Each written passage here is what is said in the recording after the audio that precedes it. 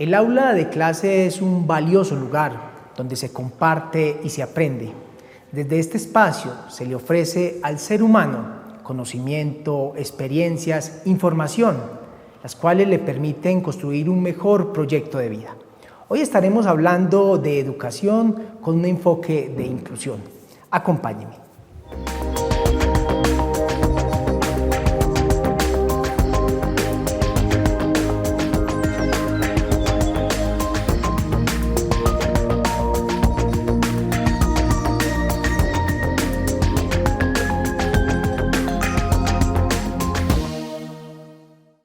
Bienvenidos, bienvenidas a una emisión de Cortésmente. Como siempre, cada semana con un especialista, con un tema de interés para toda la comunidad.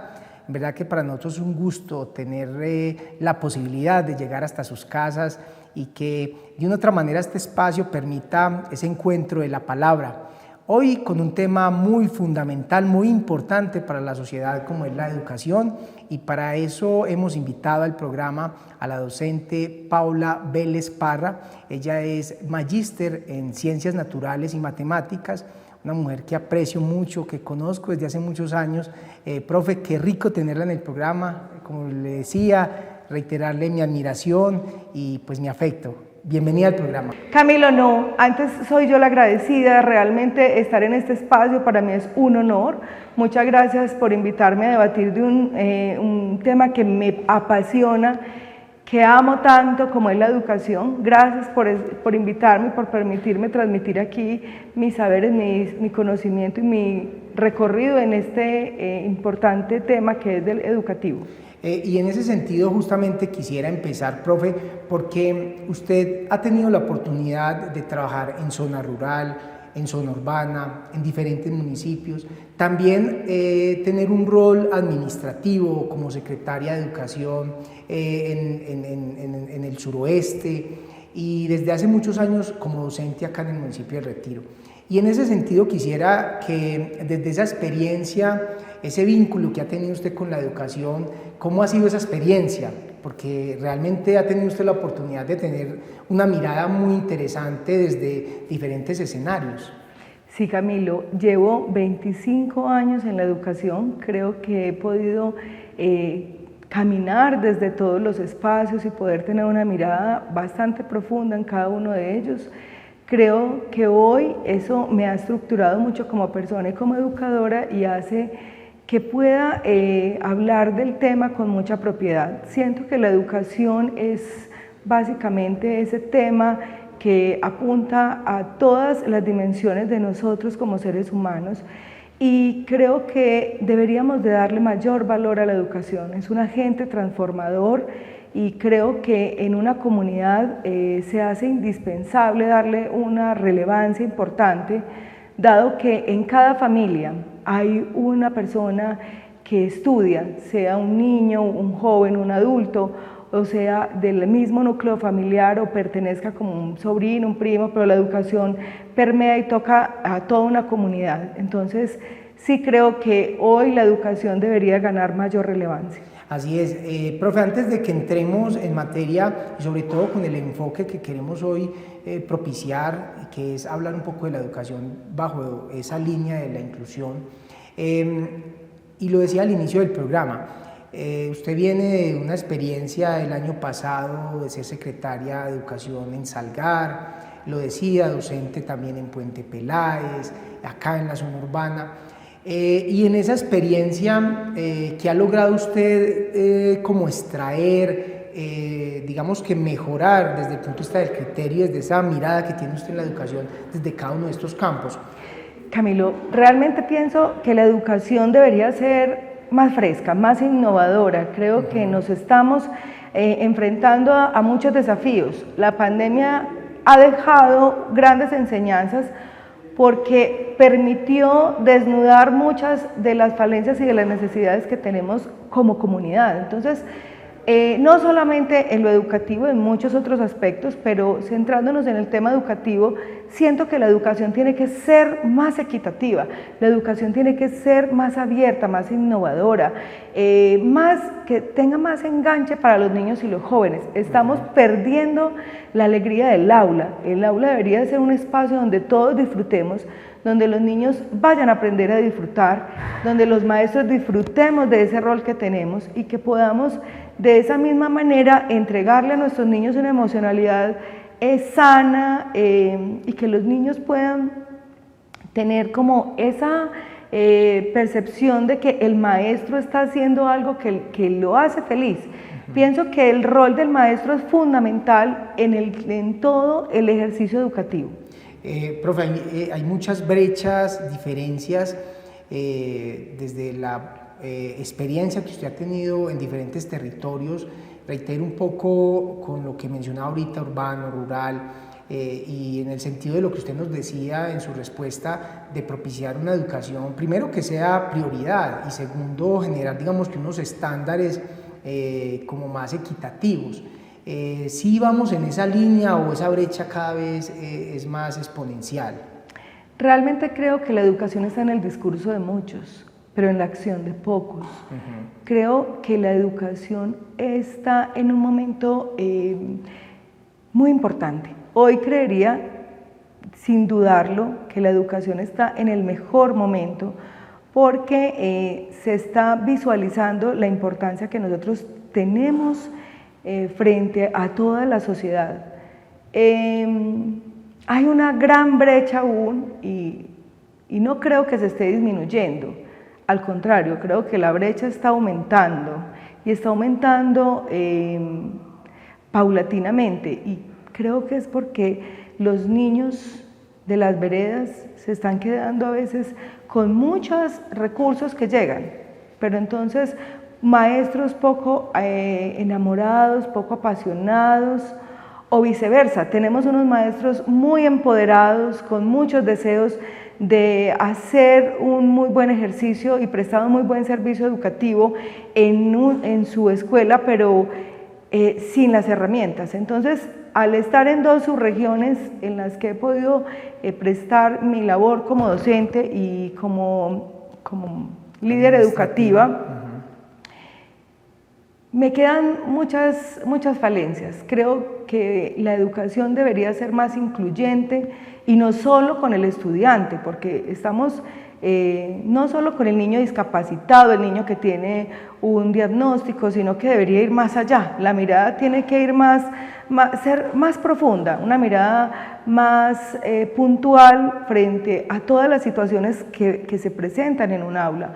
En un aula nosotros regularmente atendemos entre 22 niños en la zona rural, 35 en la zona urbana o quizás más a veces, y son 35 mundos, 35 esferas diferentes niños, diferentes personalidades, cada uno con sus individualidades que requieren ser atendidas por un mismo docente. Un docente que necesita, por eso, tener muy buenas herramientas pedagógicas, estar muy bien estructurado, muy buenas estrategias, muy buenas metodologías, ser un maestro que ame la educación y que siempre esté buscando e indagando en muchos lugares y en el contexto qué puede servir para que el aprendizaje del niño sea un aprendizaje real, un aprendizaje contextualizado, pertinente, ubicado como en la actualidad.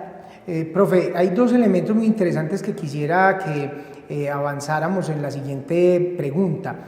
Uno primero que tiene que ver con la memoria y quiero, antes de hablar de eso, de algo que usted nos menciona, el tema de la inclusión. Y en ese sentido, no solo es pensar que la inclusión tiene que ver con las capacidades diferentes en términos de movilidad, en términos de lo que comúnmente se ha llamado la población discapacitada o especial, ¿cierto? Que hoy se habla de capacidades diferentes y bueno, y hay otros conceptos o términos que han venido avanzando para entender esta situación, sino que es un tema también de cómo entender la diferencia, como usted lo mencionaba, son mundos que se encuentran y digamos que esa educación que muchas veces se concibe desde una masa que debe simplemente memorizar y debe aprender bajo unos mismos estándares, pues genera unas brechas y unas dificultades para muchas personas. El sistema educativo, perdón, profe, el sistema educativo tiene o está pensando en eso, y por otro lado, cómo los docentes también afrontan y conciben estas realidades de la inclusión, de la diversidad. Claro, Camilo, lo que pasa es que siento que los maestros estamos regidos por muchas normas y nos estamos quedando cortos. Nosotros tenemos el decreto 1421 del 29 de agosto del 2017 que nos habla de inclusión educativa, y tenemos la ley 115 de 1994 que nos habla en el artículo 46 de este mismo tema. Pero se queda muy corto en las palabras, y creo que la inclusión educativa debe abarcar más, debe abarcar las adaptaciones curriculares que debemos de hacer como docentes, deben de ir más allá de esos diagnósticos que usted acaba de mencionar. Pienso que debemos de incluir al niño silencioso, al niño tímido, al niño que está disperso, al niño que al contrario habla muchísimo y que es un niño que interrumpe constantemente una clase y que requiere de un trabajo organizado del docente.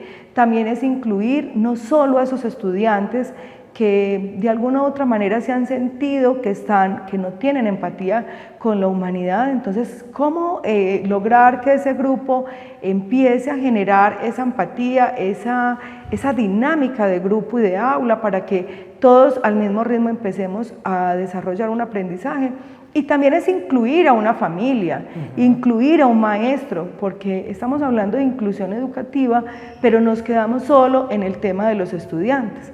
Las familias también requieren ser incluidas en este proceso y requieren ser involucradas dentro de esa malla curricular, dentro de ese currículo que se está llevando al ejercicio.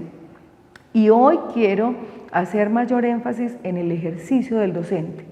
El docente muchas veces también tiene mucha emocionalidad, también tenemos dificultades. Los docentes somos humanos y tenemos una familia y tenemos condiciones familiares como todos los demás, pero solo nosotros estamos preocupados por el resto, y pocas veces, diría yo, muy pocas veces el maestro es pensado en su bienestar, desde el gobierno, desde las instituciones, desde los maestros mismos.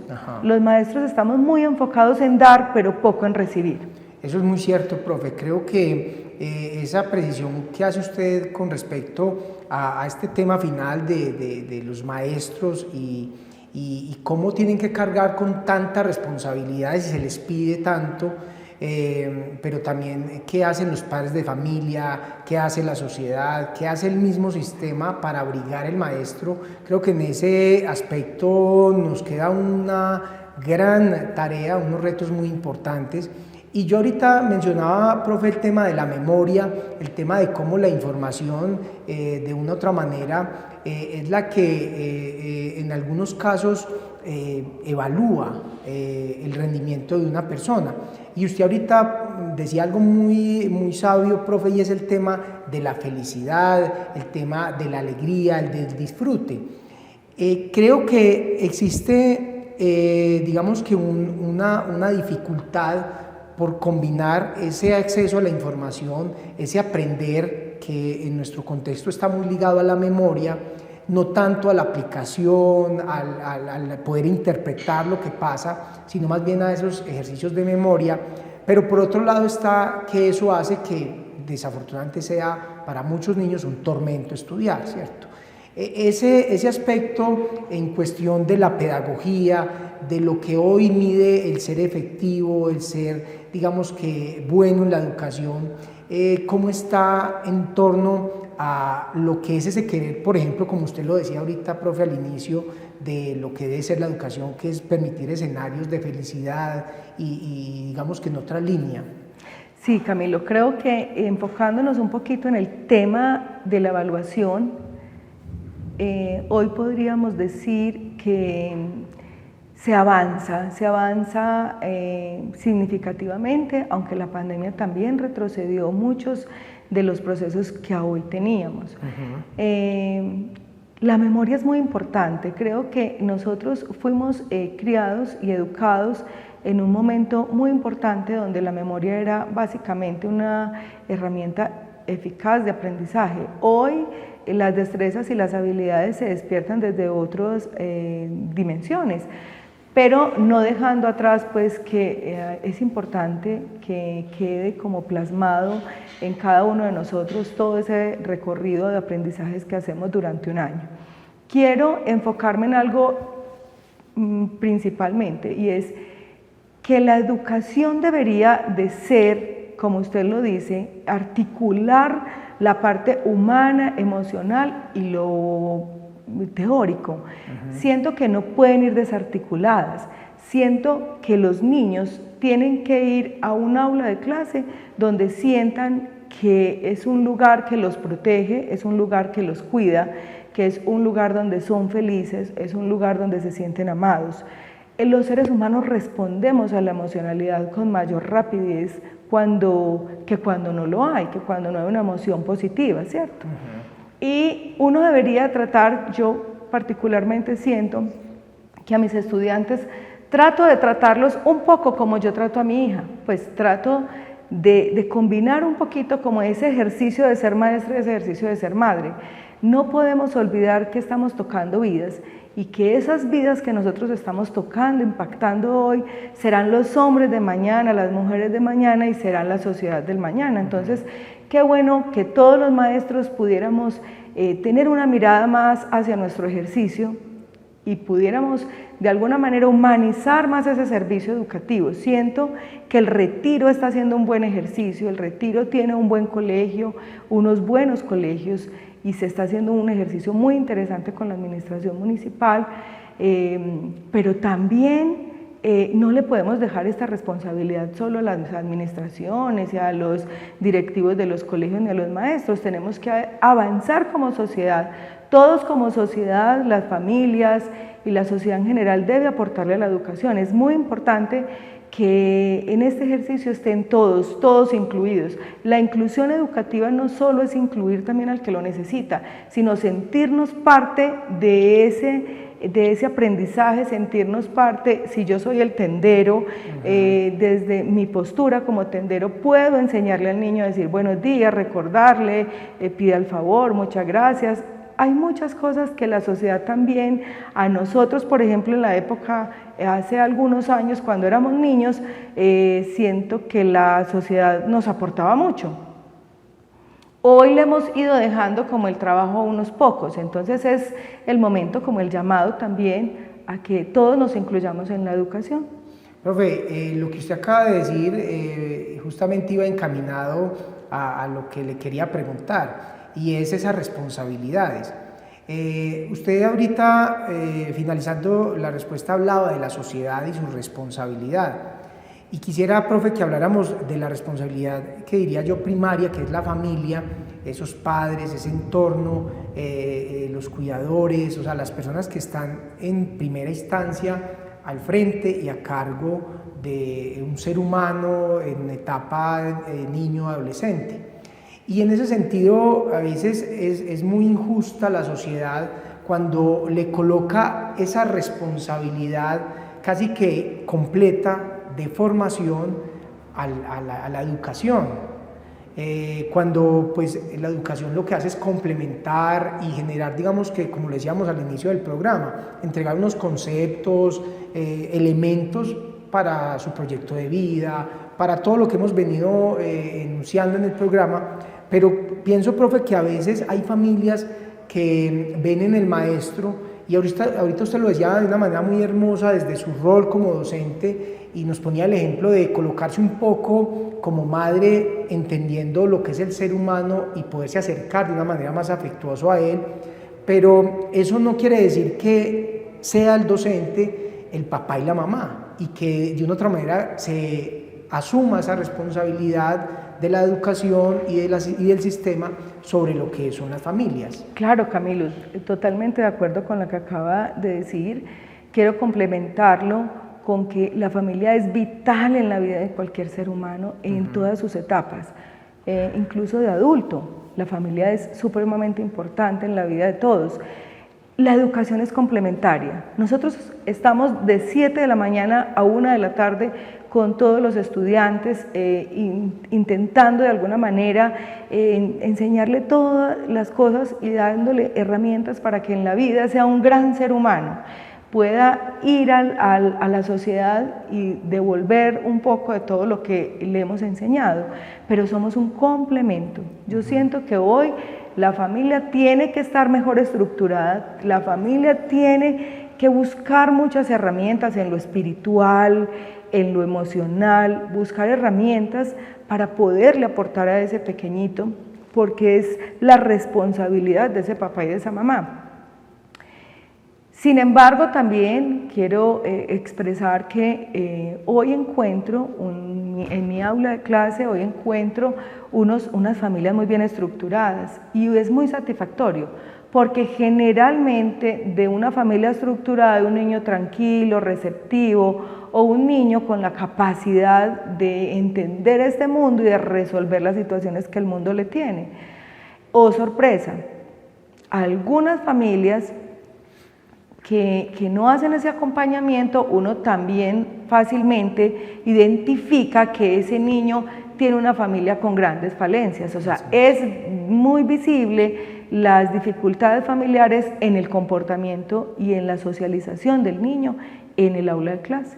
Profe, finalmente quisiera que nos diera esas conclusiones, porque usted durante todo el programa nos ha dado importantes apuntes, datos, pero también desde su experiencia, desde su conocimiento, elementos para entender y comprender mejor la educación con ese enfoque de inclusión.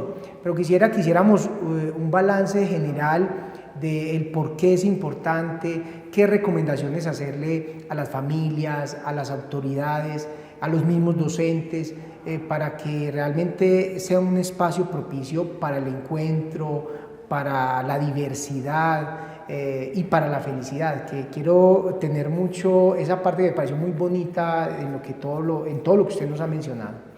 Vea, Camilo, yo quisiera hoy decirle a los padres de familia que amen más a sus hijos, que piensen que los hijos son como una pequeña alcancía. Todo lo que yo ingrese y le esté dando a esa alcancía, ese será el resultado del mañana. Siento que todo lo que le demos hoy a los niños y a los jóvenes, mañana nos los podremos disfrutar con mayor tranquilidad, porque los padres estamos en total preocupación de que sean buenos y a veces en esa preocupación perdemos la vista de ese paisaje y de gozarnos a nuestros hijos en todos sus momentos tan lindos.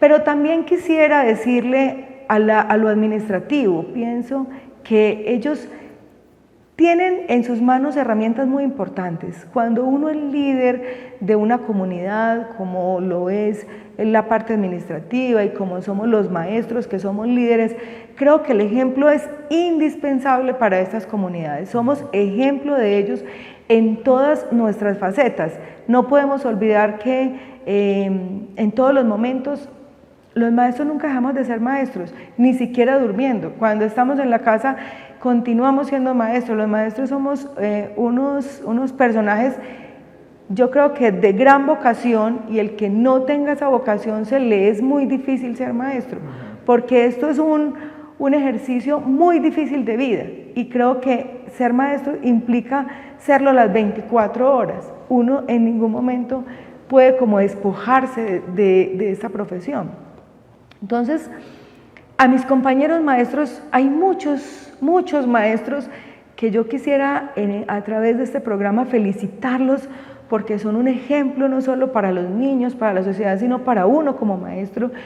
Uno realmente evidencia grandes maestros, y recuerdo a muchos de los que me enseñaron a mí, y veo hoy también muchos maestros jóvenes con muchos deseos de hacer grandes cosas por la educación. Algunos otros están en esta profesión porque es una profesión de concurso en el que podemos ingresar fácilmente, y bueno, aquí también, como en todas las profesiones, hay de todo, pero creo que sí hay muchas personas preocupadas. creería que un gran porcentaje de los maestros estamos preocupados por entregarle a la sociedad buenos seres humanos, por sanar muchas almas y muchas vidas. Muchas veces el área de español, de sociales, de matemáticas, de muchas de las áreas que nosotros dictamos, que son muy importantes, no cobran tanta relevancia como lo cobran ese encuentro con el estudiante, ese acompañamiento que nosotros podemos hacer dentro de un aula de clase. Entonces, el ejercicio del maestro va mucho más allá de enseñar. Así es. Profe, qué bonita esa reflexión final. Muchas gracias por sus conceptos, por su conocimiento, por acompañarnos en el programa. Y pues ya sabe que aquí siempre estamos dispuestos para hablar con usted y gracias, y como usted lo decía, enviar ese mensaje a todos los docentes, animarlos para que sigan en esa linda labor, porque es muy importante el rol que cumplen dentro de la sociedad, y pues que también sea este espacio pues para agradecerles. Así que, profe, en nombre del programa, a usted y a todo el equipo docente del municipio, pues muchas gracias. Ay, gracias a ustedes, Camilo, por invitarnos, por pensar la educación, por sentir la educación desde esas posturas tan bonitas, por darle la importancia que tiene este tema. Muy bien, y a todos ustedes, queridos televidentes, muchas gracias. Ya saben que los esperamos la próxima semana con un invitado más para hablar cortésmente.